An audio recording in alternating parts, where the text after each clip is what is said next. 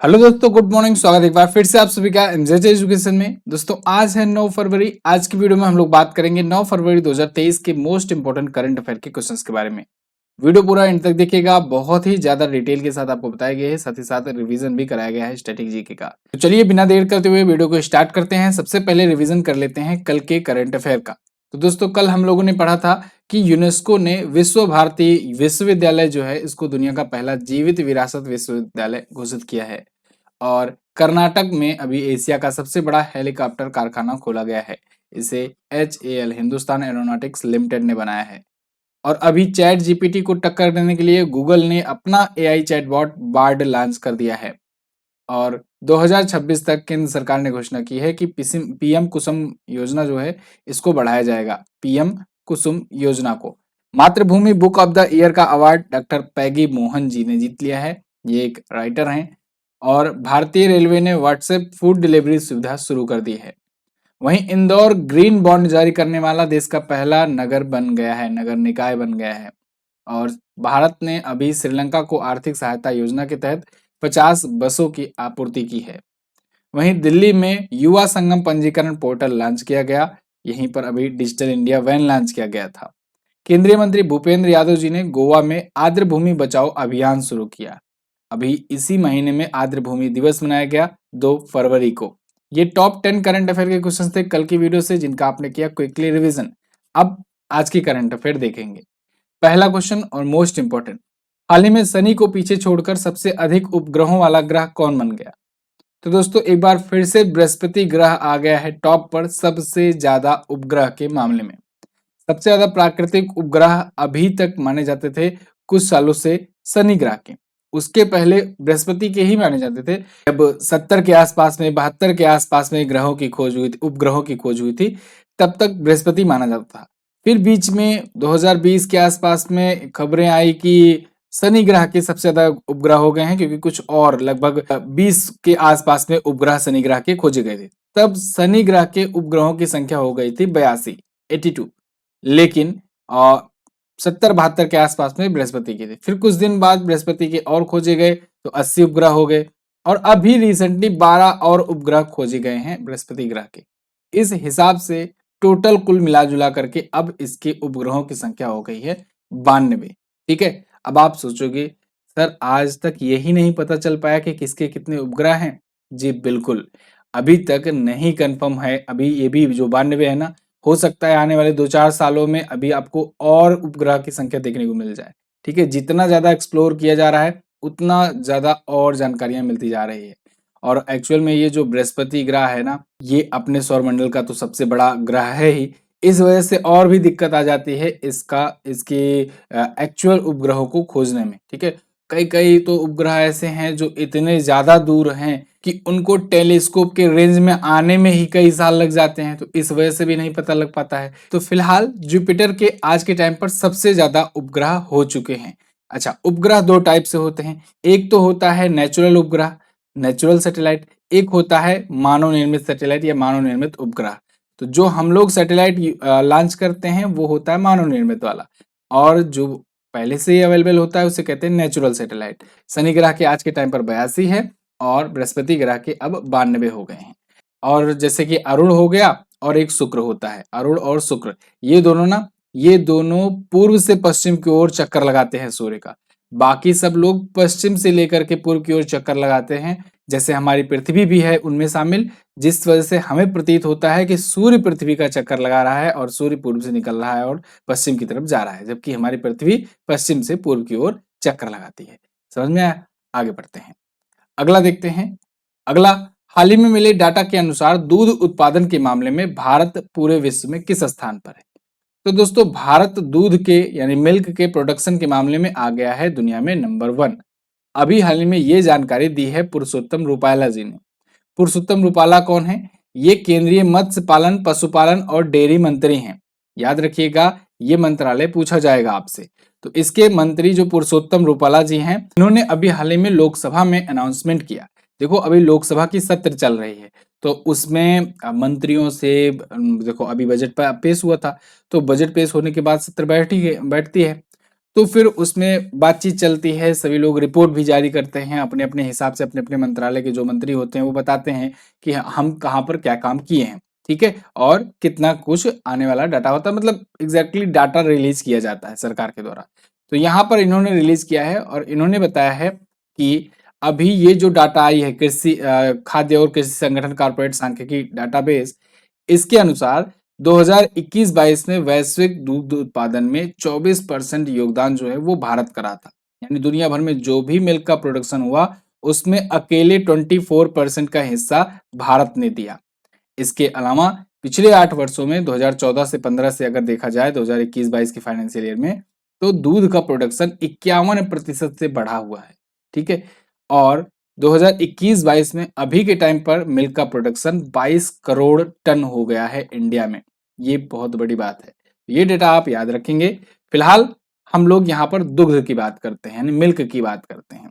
तो दुग्ध दिवस याद रखिएगा, 2 प्रकार से मनाए जाते हैं। एक तो मनाया जाता है विश्व वर्ल्ड मिल्क डे, ठीक है, विश्व दुग्ध दिवस, और एक होता है राष्ट्रीय दुग्ध दिवस, राष्ट्रीय दुग्ध दिवस, ठीक है ना। तो चलो जिसको जिसको पता है कमेंट करना शुरू कर दो। 1 जून को मनाया जाता है वर्ल्ड मिल्क डे, 1 जून को मनाया जाता है ना। और राष्ट्रीय दुग्ध दिवस कब मनाया जाता है? 26 नवंबर को। याद रखना, जब अपने यहाँ संविधान दिवस मनाया जा रहा होता है उसी अवसर पर दुग्ध दिवस भी मनाते हैं। किसकी याद में? वर्गीज कुरियन जी की याद में। वर्गीज कुरियन ये कौन है?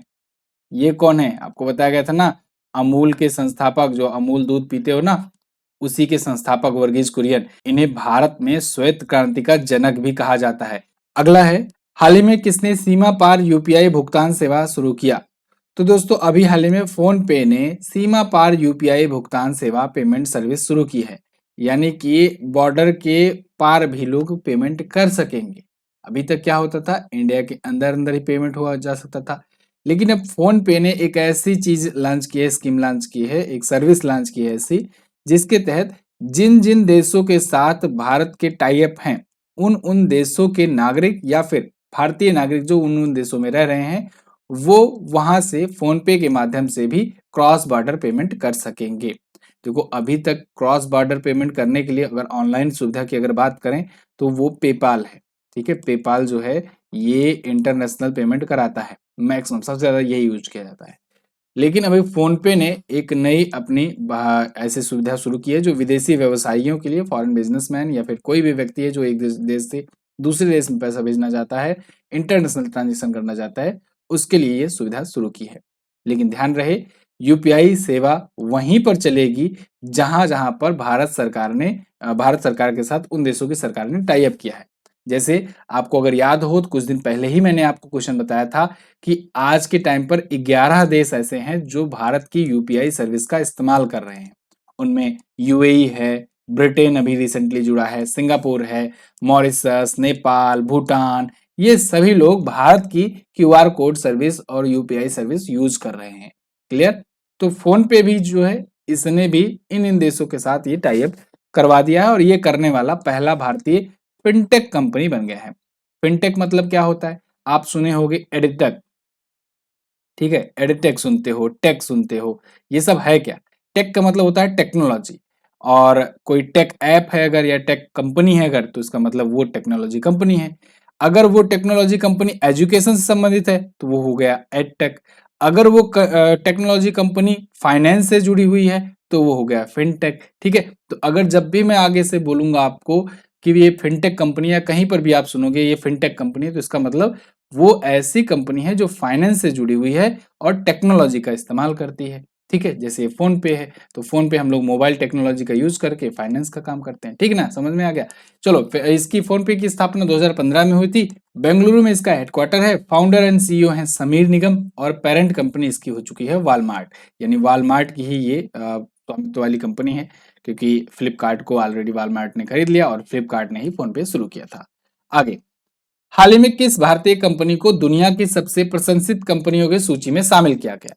तो दोस्तों अभी हाल ही में टीसीएस को, टीसीएस बोले तो टाटा कंसल्टेंसी सर्विसेज, इसको दुनिया की सबसे प्रशंसित कंपनियों की सूची में शामिल किया गया है। ये अभी हाल ही में रिपोर्ट जारी करके बताया है फॉर्च्यून ने। फॉर्च्यून की मैगजीन आई हुई है और इसने वर्ल्ड मोस्ट एडमायर कंपनीज की लिस्ट में टीसीएस को रखा है टॉप पर। ठीक है, टाटा कंसल्टेंसी सर्विसेज, ये टाटा का ही एक उद्यम है समझ लो। और इसकी स्थापना 1968 में करी गई थी। स्थापना किसने की थी? फकीर चंद कोहली जी ने और जेआरडी टाटा ने। फकीर चंद कोहली जिनका भी पिछले साल निधन हुआ था और इम्पोर्टेंट टर्म है, पूछा जा सकता है आपसे। ये संस्थापक हैं टीसीएस के। और जेआरडी टाटा, ये तो टाटा ग्रुप के चेयरमैन थे ही पूर्व। ठीक है, तो सीईओ वर्तमान में कौन है? राजेश गोपीनाथन, याद रखना है, इंपॉर्टेंट है। आगे, हाल ही में किसने अपनी पुस्तक नाउ यू ब्रीथ के लिए गोल्डन बुक अवार्ड 2023 जीता? तो दोस्तों राखी कपूर की जो पिछली साल आई थी पुस्तक नाउ यू ब्रीथ, उसके लिए इनको मिल चुका है गोल्डन बुक अवार्ड 2023 का। ये बुक भी कवर कराया गया था और ये बुक जब इन्होंने लिखा था, मैंने आपको बताया था करंट अफेयर में, इनकी ये बुक जो है जीत गई है गोल्डन बुक अवार्ड 2023। ठीक है, नाउ यू ब्रीथ, इनको पावरफुल रिलेशनशिप गाइड कैटेगरी में ये अवार्ड मिला हुआ है। तो एशिया का सबसे प्रतिष्ठित पुरस्कारों में से एक ये भी माना जाता है साहित्य में। ठीक है, नाउ यू ब्रीथ के लिए इनको मिल गया है। अच्छा, एक एक और अवार्ड इनको 2022 में मिला था। कॉन्स्टिट्यूशन क्लब ऑफ इंडिया में इनको नेशनल अचीवर्स अवार्ड में अथर ऑफ द ईयर मिला था। ये एक और पुरस्कार इनके नाम में जोड़ लो आप। एशिया में बात कर रहे हैं प्रतिष्ठित पुरस्कारों में, तो एशिया में प्रतिष्ठित पुरस्कारों में एक और आता है नाम, Raman Magsaysay award. Raman Magsaysay award. ठीक है, तो रमन मैग्सेसे को क्या कहा जाता है? एशिया का नोबेल कहा जाता है। एशिया का नोबेल कहा जाता है, ये भी आप याद रखेंगे, इंपॉर्टेंट है, पूछा जा सकता है। अगला, अब हम लोग इंपॉर्टेंट स्टैटिक जीके का रिवीजन करेंगे, जैसा कि हम लोग करते आ रहे हैं। 10-10 क्वेश्चन रोजाना रिवाइज करते हैं। ठीक है, तो देखो पहला क्वेश्चन है, गुरुदेव की उपाधि रविन्द्रनाथ टैगोर जी को किसने दिया था? तो इनको दिया था महात्मा गांधी ने। एक्चुअल में हुआ क्या, जब 13 अप्रैल को 1919 में जलियांवाला बाग हत्याकांड हुआ, तो उसके बाद महात्मा गांधी और रविन्द्रनाथ टैगोर जी, जो कि उस टाइम पर वरिष्ठ नेता हुआ करते थे, लीडर थे, ये दोनों लोग हो गए गुस्सा। तो इन दोनों को जो अंग्रेजों ने उपाधियां दी हुई थी, उसको उसको इन्होंने कर दिया वापस। जैसे रविन्द्रनाथ टैगोर जी को नाइटहुड की उपाधि मिली थी, इन्होंने नाइटहुड की उपाधि अपनी लौटा दी। महात्मा गांधी जी को कैसर हिंद की उपाधि अंग्रेजों ने दी थी, इन्होंने कैसर हिंद की उपाधि लौटा दी।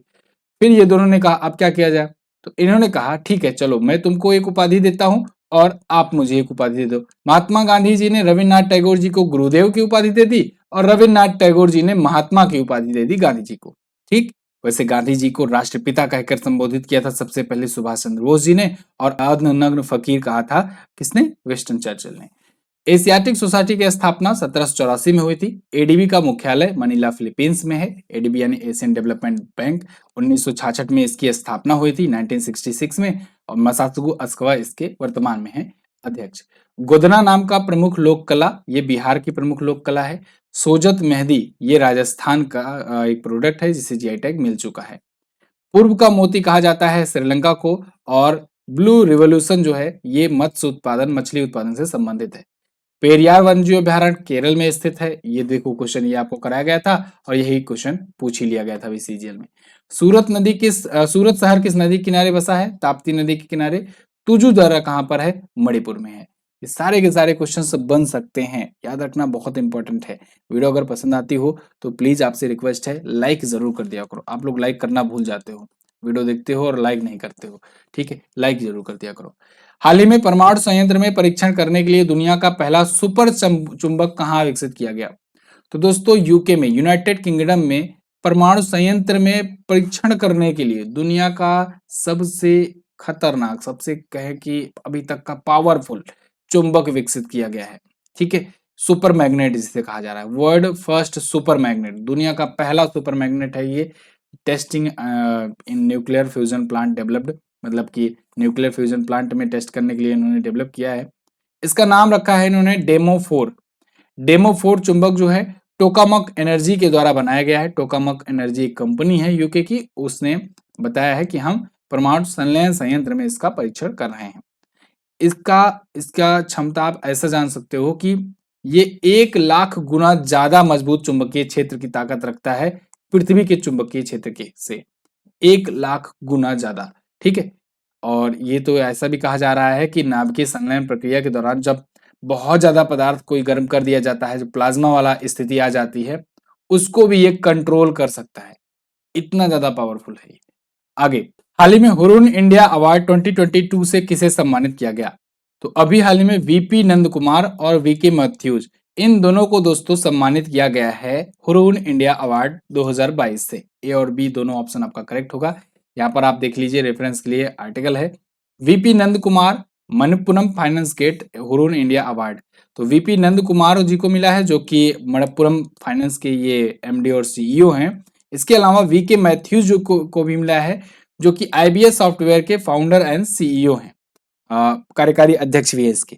तो इनको हुरून इंडस्ट्री अचीवमेंट अवार्ड मिला, इनको मिला हुरून इंडिया अवार्ड। क्लियर है? तो इन दोनों का नाम आप याद रखेंगे। वैसे मणिपुरम फाइनेंस जो है ये चर्चा में रहती है, तो इसके आप एमडी और सीईओ के रूप में भी इनको याद रखेंगे। अगला, हाल ही में सुरक्षित इंटरनेट दिवस कब मनाया गया? तो दोस्तों इस बार का सुरक्षित इंटरनेट दिवस मनाया गया 7 फरवरी को 2023 के लिए। ठीक है ना? 2023 के लिए मैं क्यों बोल रहा हूं? क्योंकि दोस्तों ये प्रत्येक वर्ष होता है, अलग अलग सेलिब्रेट किया जाता है। ये प्रत्येक वर्ष साल के दूसरे महीने के दूसरे सप्ताह के दूसरे दिन मनाया जाता है।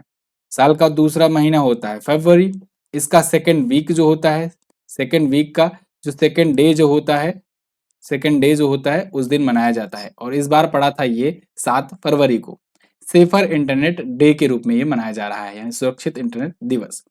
इस बार इसका 20वां संस्करण है। शुरुआत इसकी हुई थी 2004 से। ये दिन क्यों चुना गया है? दोस्तों 1990 में वर्ल्ड वाइड वेब यानी WWW की स्थापना हुई थी, और इसकी स्थापना की थी टिम बर्नर्स ली ने। ये पूछा जाता है वैसे, टिम बर्नर्स ली ने WWW की स्थापना की थी। तो इन्हीं की याद में ये दिन चुना गया है, और हर साल ऐसा कहा जाता है कि चलो ठीक है, दूसरे महीने के दूसरे सप्ताह के दूसरे दिन मनाएंगे। ठीक, इस महीने के अभी तक कौन कौन से महत्वपूर्ण दिवस आए हैं? 1 फरवरी को आया इंडियन कोस्ट गार्ड डे, 2 को वर्ल्ड वेटलैंड डे, 4 फरवरी को वर्ल्ड कैंसर डे, और 4 फरवरी को अंतर्राष्ट्रीय मानव बंधुत्व दिवस भी मनाया गया।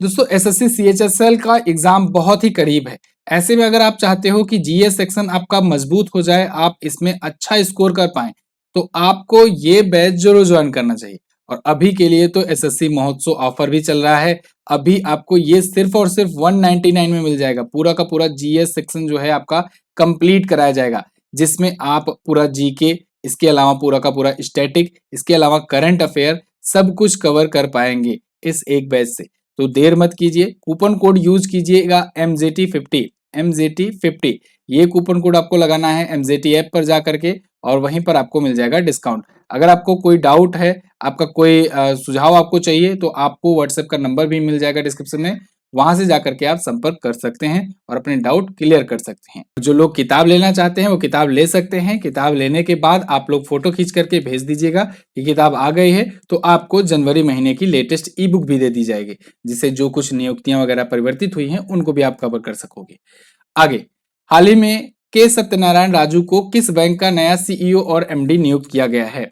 तो दोस्तों इनको अभी केनरा बैंक का नया एमडी और सीईओ नियुक्त किया गया है, के सत्यनारायण राजू। इंपॉर्टेंट नियुक्ति है, इसको आप याद रखेंगे।